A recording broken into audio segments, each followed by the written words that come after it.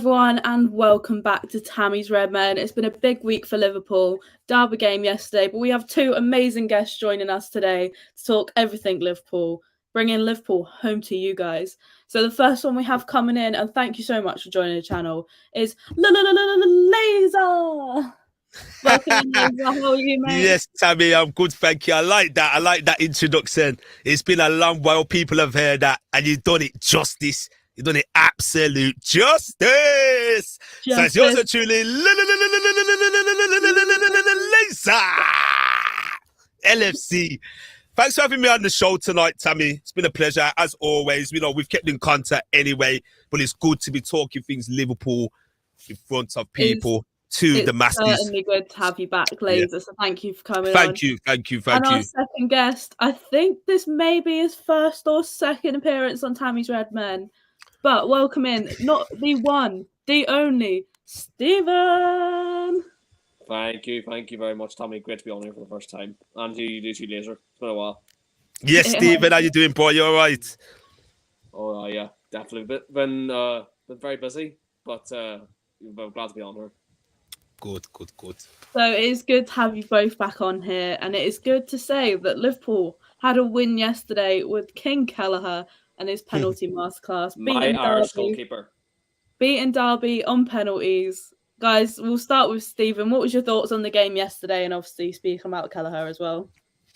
Oh, yes. The game, firstly, I thought that I couldn't get it on Twitter, unfortunately. I couldn't get the live stream up. I don't know why. Maybe because it's something to do with crowd backup reasons, how there's not many cameras in the stadium to broadcast it to a worldwide audience. But the only way I could watch it was on the LFC commentary team, and I had a fully understanding of how it went. It didn't really surprise me, to be fair, that game, because it reminded me a wee bit of how we played. Do you remember we played Shrewsbury in an FA Cup game? Oh yeah, where we drew 2-2, and they took us back to Anfield. And Klopp, I don't know if it was Klopp who was managing that game, but Klopp had completely put in a complete under-21 side and had fully faith in that team that he could do something against Shrewsbury. And what happened after that, we won 1-0, and we got through to the next round of the Cup. And that felt similar vibes, but we did have maybe 2 or 3 familiar faces in that squad. It was good to see Calvin Ramsey get his first start for the club. And I thought he had a sort of okay game, but I feel like there's lots to improve on in this game. We all know that he's not gonna knock off Trent immediately off that squad. But there's good signs for Ramsey, in my opinion, to going forward in the team. It's just that World Cup give him more opportunities. We'll have to wait and see. I thought that the back line did okay to keep it at 0-0. We all know that Gomez has had some dodgy performances lately, you know what I mean? And he had to captain that side last night, so fair play to him for getting a clean sheet at least, you know what I mean? Nat Phillips, I thought, had a decent game. Can definitely have a good day like that against a Derby side or a Championship side or even a lower Premier League side, so it'd be very hard for Nat Phillips to get more game time, but, have to wait and see. And I thought Simicast did good, and the midfield was very, very youth-wise. It's very lightweight in my opinion, the midfield, but it's been expected. But as soon as I thought that the front line did okay, but again the front line just couldn't get a goal. But you saw guys whenever I heard the main players were coming on, like Firmino, Nunez, and Harvey Elliott, whenever they were soon partnered in with Carvalho, they immediately created more chances, and they could have got a goal if they had to. But Lazer, going to you though, do we think that Klopp made a mistake starting as many youth players as he did, or are we saying that that's the kind of thing that we should be doing in these cup competitions? Not at all. He made a mistake. I said it to you a few days prior. A week prior, I said it to everyone. I said, if I was Klopp, I'll put the second string out, like literally the under-23s, give them a run out. And when you think about it, needs a must. At the moment, Liverpool it's well known we have not had a good season by our standards. It's been topsy-turvy, very Jekyll and Hyde. And then for me, you got to look at players that want to be going to the World Cup. You like see Van Dijk, see Konate for their respective nations. These players are not going to want to get injured. They're not going to waste their time in the League Cup. And I just thought, for me, personally, it was good that we won yesterday, because I thought, oh my God, let's not get knocked out and get embarrassed. But if we did, I would have thought fair play to the kids that, played on the pitch yesterday and gave a good account to themselves to try their best. You could see the physicality wasn't there, as Stephen alluded to in himself. I thought the midfield was light, with Bashovic. Me personally, I would have probably stopped Milner in there, but I could see why Klopp has put Oxlade in there because he needs minutes. However, I don't think Oxlade-Chamberlain gave a good account to himself as a senior player. I don't want to be here to whinge at our players, but we just got to tell it how it is. In a game of that level and magnitude, Oxlade-Chamberlain should be rolling his arm sleeves up, dragging the game by the scruff of the neck, showing these young players how it's done, and just saying, look, I'm like a first-team player. I'm a main man. I'm a player. I'm a senior player that's been at Liverpool for 5 years. But it was almost like he was a kid, and some of the kids were outshining. And one thing that stood out to me, and it shows a lot during this season now, Elliott is a first-team player now. Harvey Elliott's a first-team player because he never started yesterday. And when he came on yesterday, there was levels to his game. You could see immediately the impact he had on the game. He was dragging the game, trying to, make things happen. But I feel like overall, the kids gave a good account of themselves, especially the number 94, fair enough. How have you pronounced his name? I have no idea how to pronounce his name. I'm not even going to try it. I've seen him play before. I know who you mean. Yeah, I've seen him play before, and he's all right. He's lightweight. He's all right. As Stephen said, I thought Ramsey was okay, but we need to see more of him and more in a higher caliber game, maybe 15 minutes in a Premier League game. But I've got no complaints. And to be honest with you guys, I don't want to sound like I'm rambling. If Derby had a bit more about them, they would have went for it more. I felt like they shifted it away. Because when you think about it, there was a lot of physicality on their side, and even their manager looked frustrated, thinking, come on, Liverpool's put their kids out. Go for it a bit more. And I just feel like the Anfield factor plays a part in it. And once the crowd gets going, especially those final 20 minutes, that team out there on the pitch, to me, it looked like it was the first team. It was just attacking, wave after attack. We couldn't get the goal, but we've done the job on penalties. And a quick mention, obviously Ravi's just mentioned here, Darwin nearly made my heart stop how close his penalty was. How are we assessing Darwin Núñez's performance yesterday?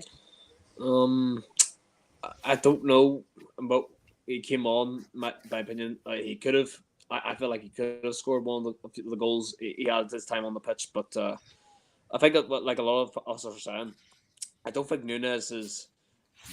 some of us are panicking on Núñez. I think some are getting overcarried about Núñez.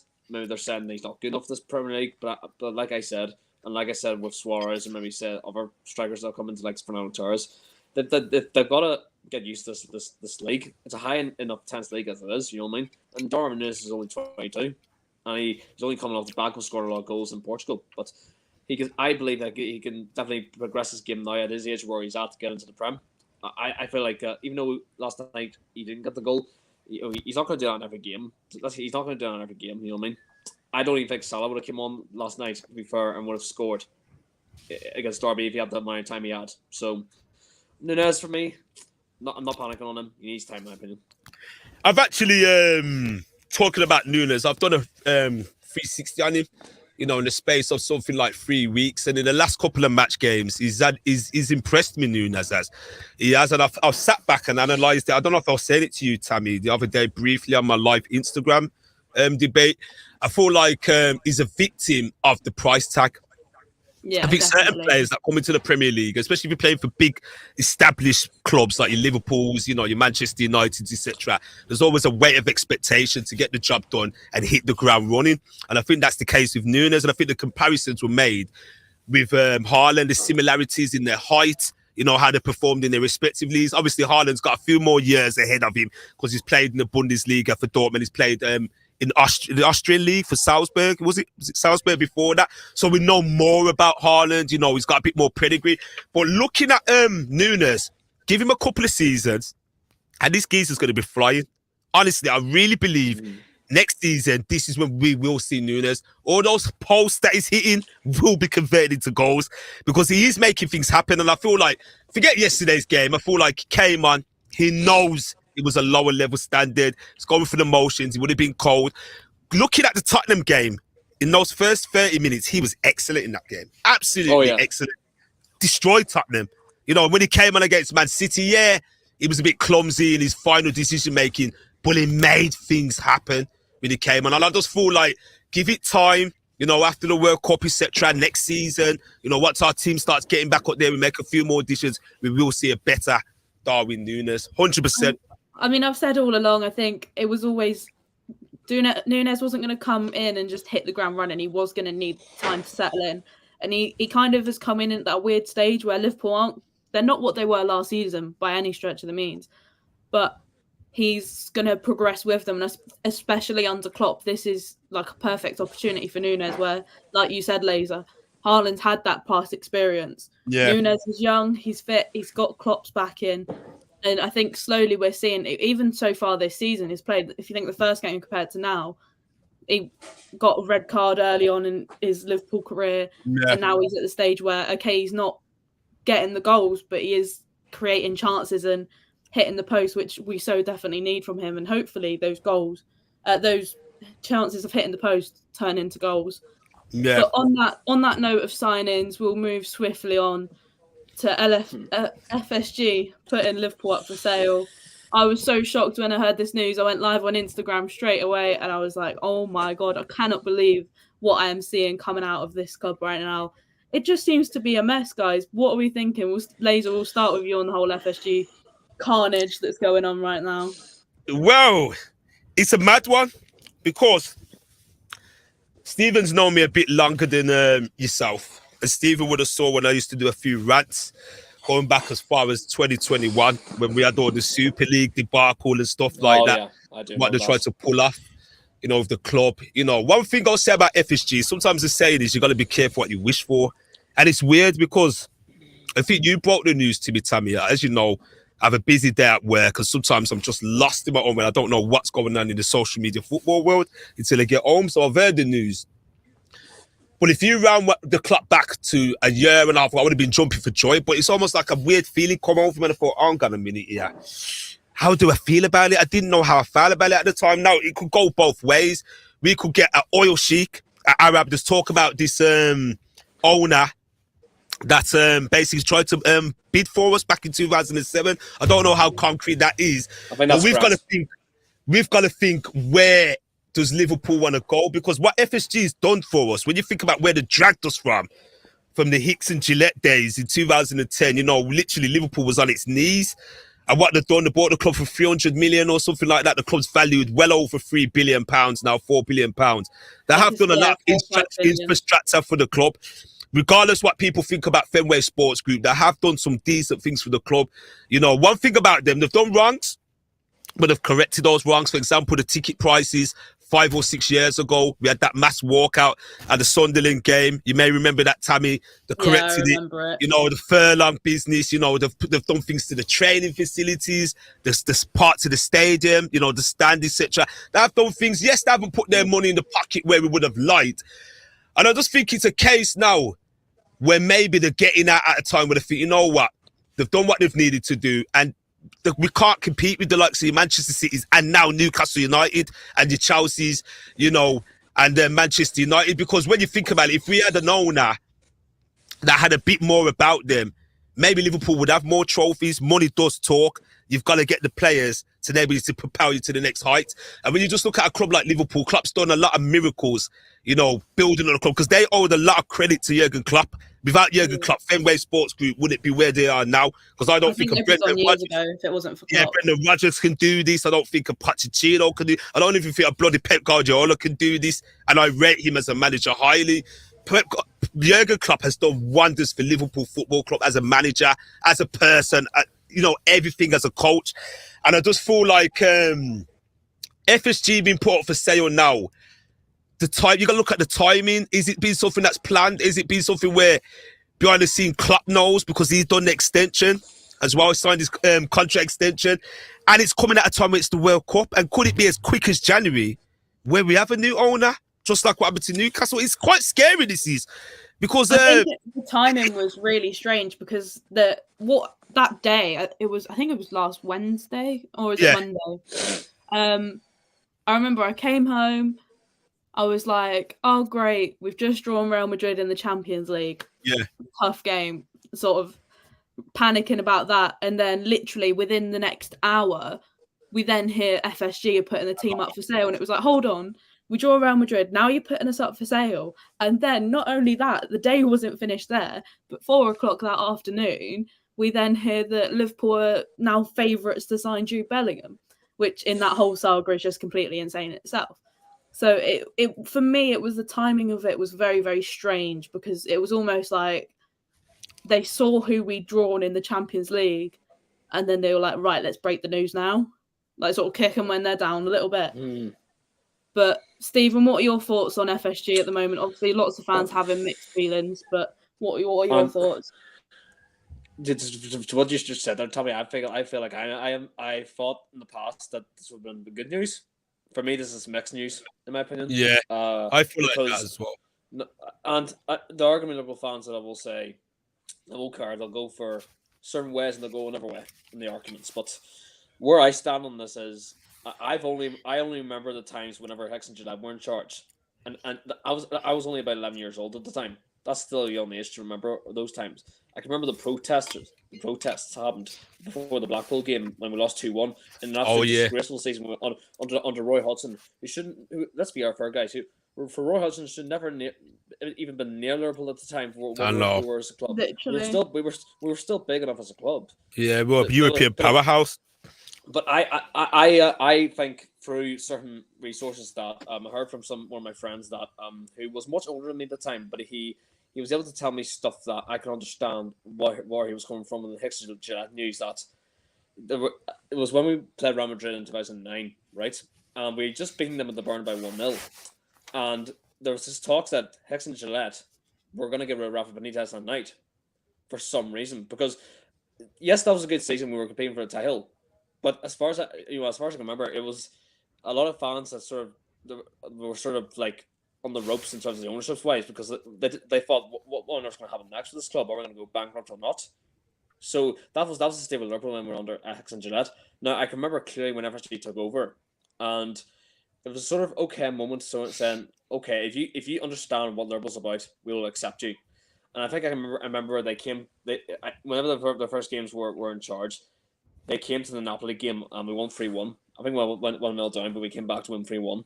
And then Then the next game we went to beat Chelsea 2-0 at Anfield, which was sort of almost like a sort of resurface in a way in how our season went. But we got rid of Roy Hodgson and Brian and Kenny Dalglish. But I thought apart from that, the owners I think FSG have been sort of stable, and I haven't really broken some. I think they have broken some rules, like Lazer, you just mentioned the Super League, for example, which was one we'll never forgive them for. But I think apart from that, I think FSG have been stable. They haven't been sort of been like the Glazers or the Cronkies and sort of be steady. They've steadied the shit in a way for a lot of these years, and they kept up. And it's been patient. It's been patient stuff from us to wait for Premier League and Champions League and League Cup or a Club World Cup and an FA Cup. But I'll tell you what, I would take that in a heartbeat. I would happily take that in a heartbeat if it meant getting those glory days and getting those moments with Klopp and those players that him and FSG have brought in. Now FSG are going for the first time in my life seeing this as a grown up of an ownership leaving Liverpool, and in the financial state years that we are in this climate with oil money, states and American owners. I think to myself, if Klopp's staying here till 2026, and Klopp has made these comments recently that he doesn't like he finds it very dodgy to be under state owners. I think some of us would, and I think the majority of us would find it very weird and strange being managed under state ownerships. I find it strange too. It would be interesting to see how this will all play out, but I feel like if you bring in an ownership like a Top Bowley or another American ownership, but have more ruthlessness to FSG, because remember FSG, got away for some summers where it didn't really sign any players, but we got away with it at the same time. I wonder if Klopp was to stay on, but say if American owners came in, but found an American owner that was more ruthless than FSG, that's like a Top Bowley that can go out and spend Raheem Sterling or a Pierre Aubameyang or maybe say something like that, where you'll get more players in, and hopefully Klopp can get the best out of them. I feel like the question will be, do you want that, or do you want to go down the route of where the Clement's going, unfortunately, with state ownership? How do you feel, guys, about that? Because I feel like I'm in the middle of this. I mean, we have to just sort of. I think most people I've spoken to. Obviously, I was at the ground yesterday, and I've spoken to a lot of people online and stuff like that. And it is a very mixed feelings in terms of FSG. We can look back and we have seen what they've done. It's sort of they've been. I think it's 12 years now they've been here. Yeah. We have won everything, but Yeah. you have to look at obviously the Super League when they were kind of key lead runners in that really, and that really frustrated Liverpool fans, and obviously us having to protest for that not to go through, which we shouldn't have had to do in the first place. And they have been sort of a bit lackluster with their signings, not really replacing people when we need them, not really bringing in people in the key positions, not spending and investing properly for what we needed them to be. Yeah.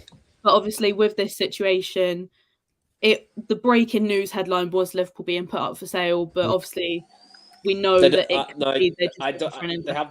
haven't said they're selling, but they're open to. They've said that they're either looking for a third party or it's going to be selling, and by the looks of it is more looking like it's going to be sold. I think they've plotted this all along. I do. I think they've plotted it. I do. In the statement, from the statement that they released pretty much immediately afterwards, I would agree that this has been planned for a lot longer than we actually are aware of. Yeah. I think they plotted it all along, you know, guys, because when you think about it, what you were saying, Stephen, like their model's always been, you know, sell to buy. It's always been about profit margins. It's always been. I feel like they do care about the club to a degree, but it's never been more about success. I just feel like with FSG. They obviously do care about the club, how they run it, because I've seen it. They do care. But what FSG reminded me of is I have an uncle, right, who would watch Irish rugby games, but he wouldn't pay too much attention to all the games. If he was to go into the living room one night and he would see the rugby's on, he would just watch it and just take it in to see how it goes. But apart from that, not all the games he would be intrigued by. That's what FSG are to me. They would go to all the very big games in Liverpool, but then after that, they wouldn't go to any of the upper games, like you say, your mid-top games. That could be well a front, you know. It could be a front on their part, you know, because at the end of the day, first and foremost, they're not football fans. And that's why a lot of people are going to stop living in cuckoo land. Them days are gone. They're not. They have no real affiliation to Liverpool prior to 2010. They're business people. They're business owners. You know, it's all about money for them. It's always been about money. You got to look. Two things happened during this last 5-6 years. The Coutinho sale helped us get better players, i.e. Van Dijk and your Alisson, etc. You probably could add Fabinho into that mix too as well, which helped us to kick on Champions League, Premier League, and Jurgen Klopp. Without question of a doubt, Jurgen Klopp struck gold when they've hit the jackpot. You know, my friend always says to me, getting Jurgen Klopp for Liverpool as manager is akin to Liverpool having Arab owners. He's always stated that. He said once we had Jurgen Klopp, it was without a doubt, sooner or later, we're going to win a Premier League title. Everybody knows Jurgen Klopp said that on his first interview. Within 4 years, we're going to win. And he did it. He's done it. He's won the whole set. In his first season, not even a whole season, he got us to 2 finals, Europa League Cup. But anyway, with FSG, it's all been about business. And I just feel like, looking at Liverpool now, we came so close last year to a quadruple, unprecedented. And I feel like it was naive of the hierarchy, including the owners, to believe those set of players could go again with the same midfield. When you look at Liverpool's midfield, it's aging. Now, if an ambitious owner had no intentions of going anywhere and wants to put back into the club for the club to become successful, they're going to say, here's X amount of money, go and get yourself a certain amount of players to kick on and help propel you to those heights. And effectively, we didn't do that. We didn't sign any midfielders this season. You know, we're in a mess now. We're paying the price for it. We've lost a player in Mane. Yes, we gained Nunes, but a club of Liverpool stature where we were going in the last few years, where we really went last season, should have kicked on more with more players. And I just feel like this has been in the planning for FSG. I do. I think behind the scenes, there's more than what we know. And I feel like maybe after the World Cup, more stuff is going to be leaked out. You know, but on the other hand, I'm not saying they're all bad people. They've done wonderful things for this club, because we could have had horrible owners. We could have Glazer type owners. We could have an owner like Kroenke, which Arsenal are not happy about, but they still put money into the club. Do you know what I mean? So, like Stephen said, I still haven't been able to jump up and celebrate because I just wouldn't want to see Liverpool go down the route where, let's be honest, no business owner that's worth that amount of money that can buy a football club or any establishment for 4 or 5 billion quid. Let's talk about a billion quid. Is going to be squeaky clean. Everybody has to step on people's toes to get to the top. It's the nature of life. It's a dog-eat-dog world. So whoever we get ain't going to be squeaky clean. And I just feel like this stigma with Arabs, oil money. We could get an American tycoon that could be dodgy. Do you know what I mean? Who knows? Yeah. So I think it's a hard one right now. It's tough. If you, some of you guys, a lot of you guys on my channel watching now would have seen the COP TV. James Redman put it perfectly the other day. Liverpool fans are going to have so many specifications that they want the new owners to meet. They're going to want them to be squeaky clean. They're going to want them to invest in the club. Obviously, you're like so. See, the thing is, you're like so Spirit or Shankly will want to say in this, and they've been, making sure that this club has been stable for a lot of years now going forward, and it's been like that. Yeah. And it ain't going to stop now. That's going to be the path going forward, But yeah, like James was saying, that there's so many specifications we have, and you're just limiting it more and more and more to a very, very, very, very, very small group of people that will have the money to be able to buy the club and invest in it. So there's no way we're going to meet everyone's checklist for who they want as the new owners. No. But it is going to be one of those. We're going to have to wait and see what happens. Sorry to interrupt you. Do you worry that all of this now, because the saying is be careful what you wish for. A lot of people are saying FSG out. Most of it came when it was the Super League time. You notice it kind of calmed down recently. It's not as been as heightened as before. But do you worry that this could start to be another era of the club, Liverpool Football Club, going in a different direction, and it causes a straight divide in the fan base? Do you worry about that? Because I thought about that a lot yesterday, I hadn't thought about it at all, if I was completely honest. Where we're going in, This is I new honestly ground. hadn't thought about it because I think Liverpool fans at the moment, yes, there is a small group who were completely FSG out and always have been, always will be, and obviously it heightened when the success stopped at the beginning, towards the beginning of this season. But I think Liverpool fans will stick together no matter what and what happens to the club. But people have their different opinions, and that's always going to happen. But I'm not 100% sure about what. It all depends what this owner's going to do and if it's going to be a third investor or anything like that. Really, it's all just a case of waiting and seeing, because we've got too many crazy rumours going around at the moment to even be able to process. There's something new every 10 minutes at the moment in terms of the FSG deal. So I don't know if you guys think the same with that. Yeah, no, I agree. I think we're all singing for the same hint sheet. And I could tell that because it's funny. Like I said, Tammy, I've known Stephen for a good while now. And it's weird, we're all like, FSG out, get out, and this, that, and that. And everyone was having their rants and says on the matter, going back to 2 seasons ago, 2 years. And it's like, I could just read by the body language and the vibe. There's mixed feelings in the camp right now amongst us. We just don't know what to expect, what's round the corner, who we're going to get, where's it going to go, the direction of the club, the future of Liverpool Football Club. Our manager currently, Jurgen Klopp, what he stands for, his values, his ethos, his morals, because he's made it clear what he thinks on certain states-owned football clubs and money spending and all this, that, and that in football. He's already had his say, and he's put it perfectly, beautifully with the Qatar rants. I'm sure you all heard that, and that's a similar nature. So it's uncharted territory, this is. It's quite dangerous ground, this is. We just got to see what happens, because we're just fans. At the end of the day, we don't have any major shares to come. We're just fans. So we're just going to, but no matter what, I can't stop supporting Liverpool Football Club. I can't. That's the thing. I've heard people saying that.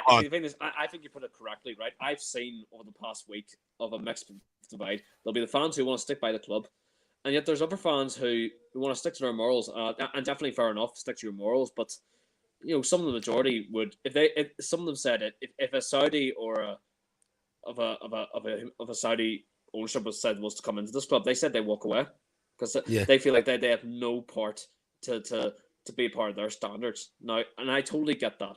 And say if that, two facts. If that was to happen, and we don't have there's no control, we can't do anything about it. These Qatar or Dubai owners come in anyway, and they take over the Liverpool. I'd be very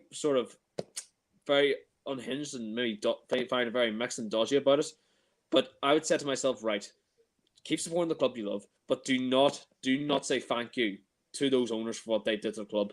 Because the reality is, it's all about the fans at the end of the day, and it's all about the players, and it's all about the manager and what they do on a football pitch. That's what they do.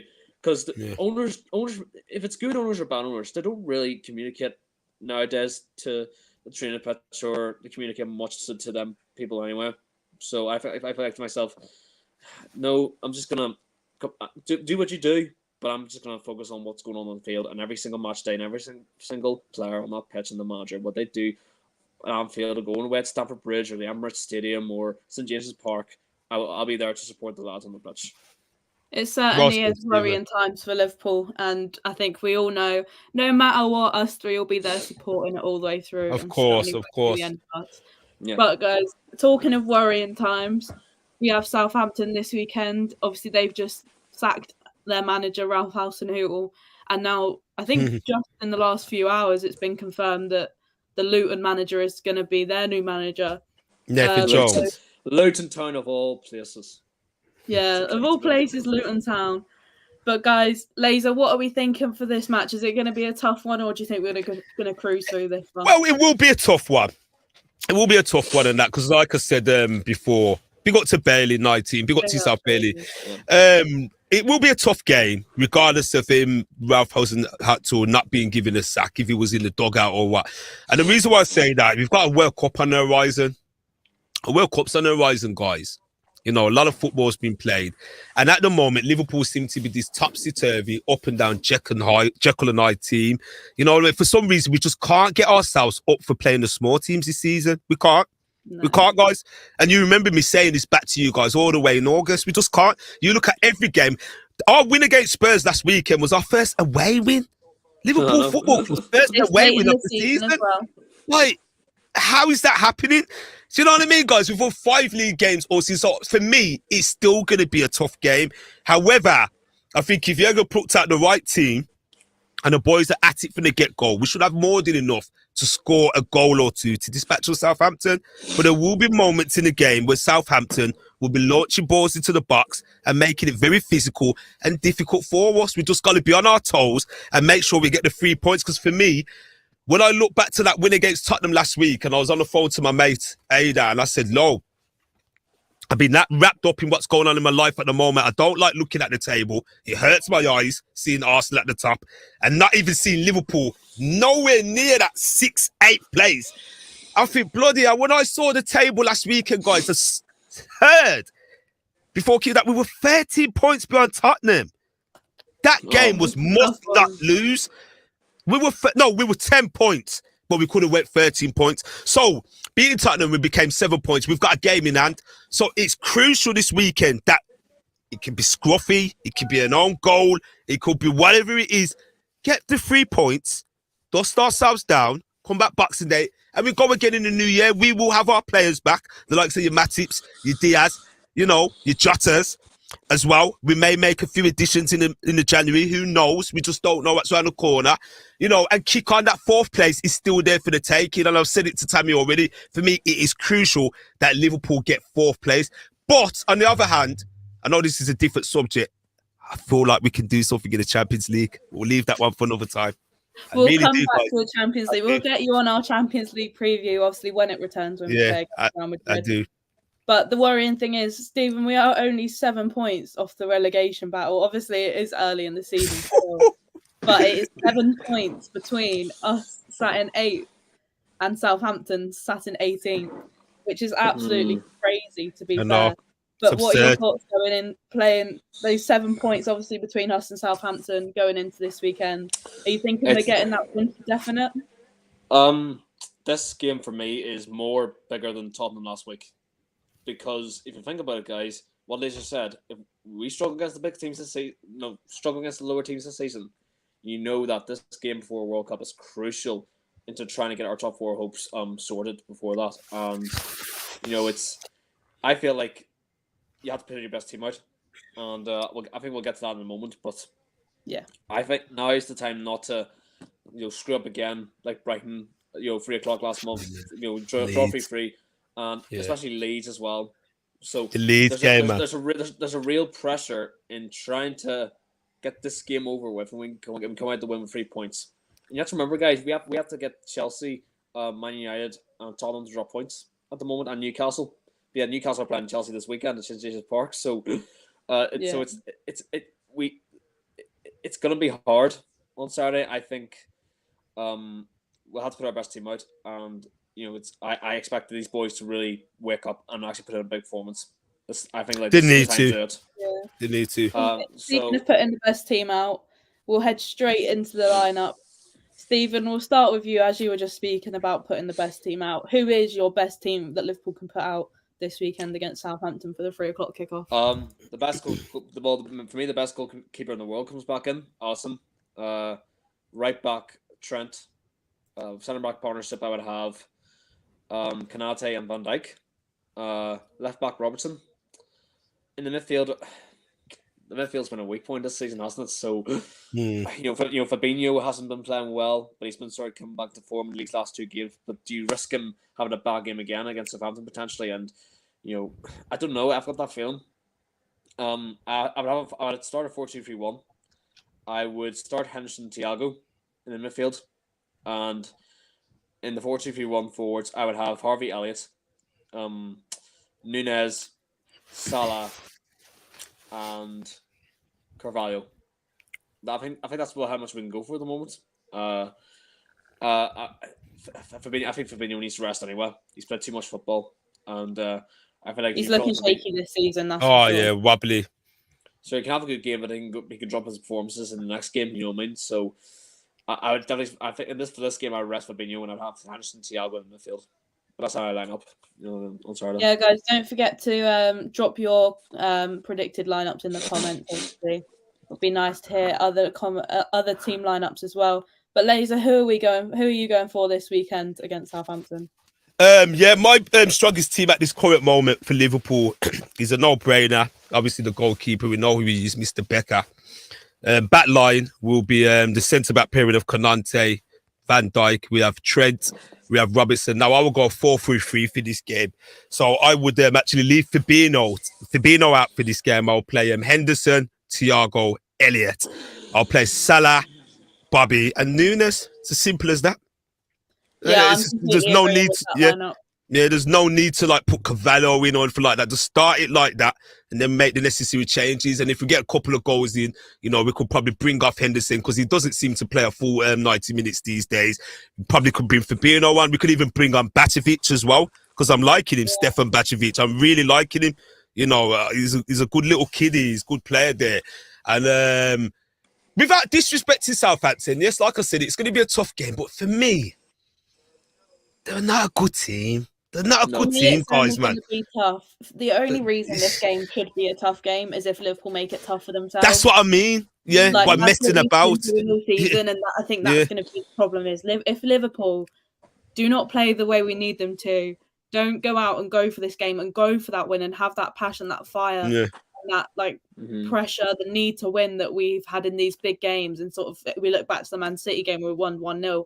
We're sort of slowly starting to look like Liverpool of last season, but the only team that can cause trouble for themselves this weekend will be Liverpool. Well, sorry to interrupt you. I think some of it's a mentality issue as well, and part of it's the World Cup. Because if you look at that game on Sunday against Tottenham Hotspurs, oh my God, that was one of the best performances from Liverpool this season in a long while I've seen. That opening 20 minutes was some cracking football. I looked at that, and if anybody didn't know anything, hang on a minute. How is Tottenham higher than Liverpool? Tottenham were at home. We destroyed them in that opening 20 minutes. We did. That goal came on the 11th minute. Brilliant piece of play. I think we scored within 10 minutes. We should have went up a further goal. And it shows Liverpool have it in them. We do. We're not a bad team. Do you know what I mean? We can't become bad overnight. There's just so many mitigating circumstances, contributing factors. I think a lot of it is the scars from losing out on a quadruple as well, and a short pre-season, age in midfield as well. There's so many factors. The boys have played 100-mile-an-hour football for the last 3 years, chasing Man City, and it's taking its toll on them. And I really do believe we'll be back. But going back on the game, I feel like, as you said yourself, Tammy and Stephen, we can't take this team for granted. If you are lowly Southampton, just be professional, be composed, go at them from the off, and the goal will come. Nature will take its course. I really believe that. If we start with the team, front forwards of Bobby, Nunes, Salah, Elliott in his usual positions, and then we have your Thiago and Henderson. I think Henderson needs to come back in instead of Fabinho. Usual back line. That's more than enough to get 3 points.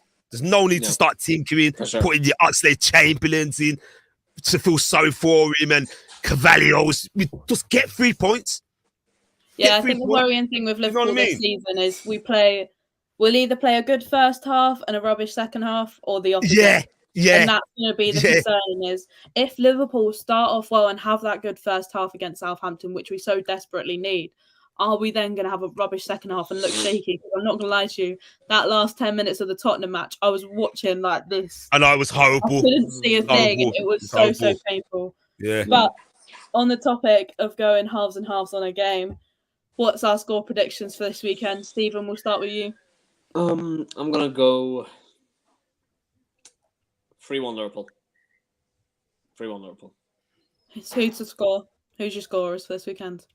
Salah, Nunes, and Elliott. Lazer, who are we going for this weekend? 1-0. Darwin Nunes. 1-0. Okay. I'm gonna kind of go on the same line there. I'm gonna go for a 2-1 win. Ravi in the comments has gone for a 2-1 win. I think it's gonna be a Nunes, and I'm gonna go Elliott Masterclass this weekend. I think they're gonna be I hope so. Harvey Elliott has been so key to the squad this season. Him and Diaz, when Diaz was fit, both running the show in those early games. But in terms of squad, this is our last little thing I want to mention before we go. Trent and Henderson have got that England call-up. Obviously, Trent, we would have expected not to get it if Reece James was fit, but we've both made them. Thoughts on this one, guys? Quick, just closing statements on. Yeah, I mean, for England, I don't want to care. I only care about Liverpool, and it's. I don't think Trent and Hendo are going to get starts. I think Henderson will make the bench, and they be one of those players to come on and if an experience to hopefully see out a game for England if it does happen. But like you said, you tell me if Trent is not if he's behind the pecking order of Reece James and Trippier and your Walkers, then how on earth is he's going to get his games? So I want Trent to be rested as much as possible going forward for Liverpool. So we just wake up and get the. It's going to be really interesting how Trent will go going forward if he can actually defend this game well. He's good going forward, but he's horrible defensively sometimes. You know what I mean? So I feel like hopefully this World Cup squad, if he doesn't get the game time, hopefully get him to reset. You know what I mean? Before the Boxing Day. Sam Allardyce did make a statement saying that Trent Alexander is one of the best players in the world, but no one taught him how to defend, and I completely agree with that sometimes. To be fair, but Lazer, your final thoughts on Trent and Hendo? The selfishness in me would have wanted him to stay, for Liverpool's benefit, but I'm actually happy for Trent Alexander-Arnold because I know playing for his country, England, does mean a lot to him, and I know that it's hurt him. I know his pride was dented when Gareth Southgate refused to pick him before, and there was all that talk about him not making the team and being told that he's not as good as Trippier and stuff like that. I reckon that really took a big dent in his confidence and his pride. I really believe that. So I'm happy with him in that regards to make it, because that would boost his morale, regardless of Reece James not making it, etc. But I don't think we'll see much of him. I just don't think, on the whole, Gareth Southgate fancies Trent Alexander-Arnold. I don't think he fancies his game, his style. Gareth Southgate's management and the way how he sets his teams up is not based on attacking football. It's more defensive. And we know Trent Alexander-Arnold ain't defensive. However, we may see him for England certain games where Southgate wants to do something different, a little different dimension. We may be chasing the game just to get a bit of whip balls in. Henderson, we know why he's there. He's just there for leadership, to give morale, experience, be vocal in the dressing room. To me personally, he doesn't really need to be there. I think his time at England now, he needs to call it curtains now and I think retire. it will be his last England sort of season. Yeah, it will undoubtedly. You can't see him making the Euros in 2 years' time.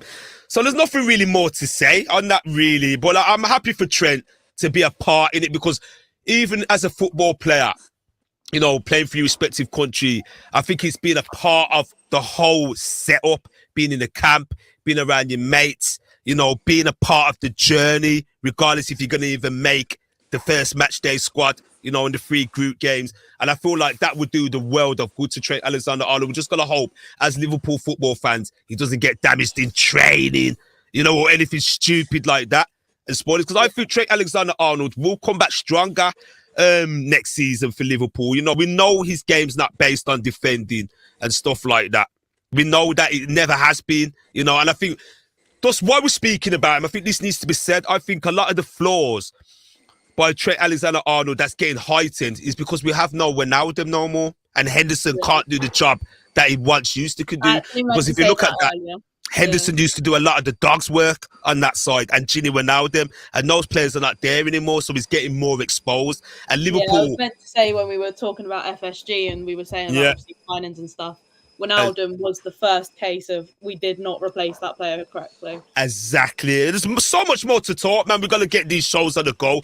You know, we could sit here for another 3 hours, get ourselves a drink or whatever. And there's loads to talk about. We really could. Literally, there's loads. Once I start going, and Stephen and yourself, Tammy, so much as Liverpool fans, you know. But it's been good today, man. But hopefully we get the points on the weekend, you know, the 3 points. That's all we need, really. There's nothing about performances now.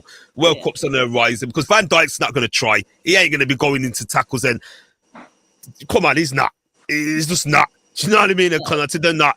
You know what I mean? So for me, other players are going to take precedence now, step up to the mantle and just say, look, let's just get the opening stages. And because one thing I noticed about Liverpool this season, when we're playing the smaller teams, we are starting great. We had a good start against Leeds, regardless of Gomez's back pass, but we're just not getting a goal. And then the other team's coming back. We're just not getting the goal. We just need to get the goal on Saturday afternoon. And I think everything will be fine and dandy. I do. So get that goal. Guys, we'll be all right. You've heard what we've got to say on Southampton, obviously FSG, and everything to do with Trent and Henderson making the England squad. But I cannot thank you guys enough. So we've had today joining us Lazer. And we've had Stephen. Thanks to both of you for coming on. Lazer, where can the people of Tammy's Red Men Army find you? Well, the people at the moment, because I've gone on hiatus. Everyone's thinking, what has happened to Lazer LFC? I've just had so much. My plans are, it was supposed to be making a return for this season back in August. It hasn't happened. You can find me every now and again on Instagram. All you need to do is follow me on Instagram at Lazer with a Z _LFC and just take it from there. But I will be back full time very soon, guys. But you can find me there on Instagram. I'll make sure I've tagged your Instagram. Thank you, Tammy. Appreciate that. So everyone can find you on there. Stephen, where can the people find you? What kind of things are you going to be doing for the next season? Yes, you can find me on Instagram as well at SSOMERVILLE 322, which is my username. And you can also catch me on Ryan LFC as a panelist for the Liverpool games and watch-alongs, and because I'm a regular there, so catch me there. And that's it, really. Thank you so much, Stephen, for coming on, and you yourself, Lazer. I'll make sure all your Instagrams are tagged in the bio below. Cheers. Thank you. So you can go and catch them, guys. But guys, thanks for tuning in. I hope you enjoyed it. Make sure you're liking, commenting, subscribing. As always, we've just hit 150 subscribers on my channel. Well done, Tammy. Keep it up. Keep it up. We got it before the World Cup, which I wasn't expecting. But guys, the aim is 200 before the end of the year. We've not got long left. So guys, make sure you're sharing to all your friends, getting it all around. Subscribe to these two amazing people on their Instagrams. Not subscribe, following them on their Instagrams. And we will catch you guys later. Have a good week and enjoy the Southampton game. Peace!